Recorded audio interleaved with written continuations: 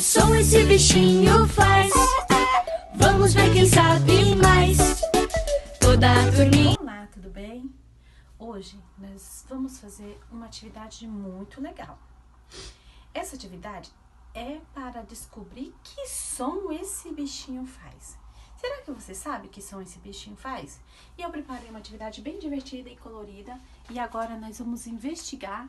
Primeiro saber que bichinho que é e depois saber que som ele faz. Vamos descobrir que som e que bichinho é esse? Olha só! Que bichinho é esse? Ai, é a vaquinha. Vamos imitar o som da vaquinha?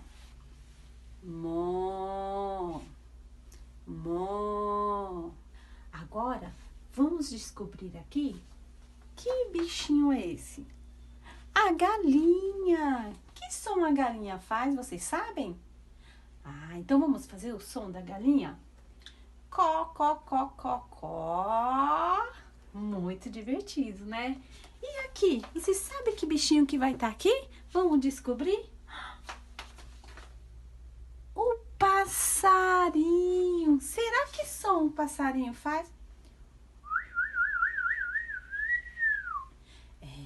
Você vai ter que usar bastante a sua voz para trabalhar muito ela, para o som sair mesmo, conforme você imagina. E aqui? Que bichinhos que tem aqui? Aqui tem dois amiguinhos. Eu sei que eles vivem brincando, né?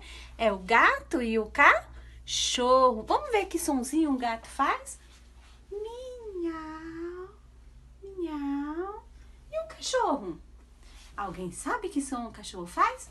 Au, au, au. Gostaram da brincadeira? Com essa brincadeira, a criança irá brincar com o som da sua voz, descobrir a mudança que a voz faz, trabalhar também a sua oralidade e estimular seu raciocínio lógico, né? Conhecendo e aperfeiçoando o seu conhecimento prévio. Eu tenho certeza que vocês aí em casa vão brincar e manda pra mim a atividade que eu tô ansiosa para ver como ficou. Beijos, professora Rô.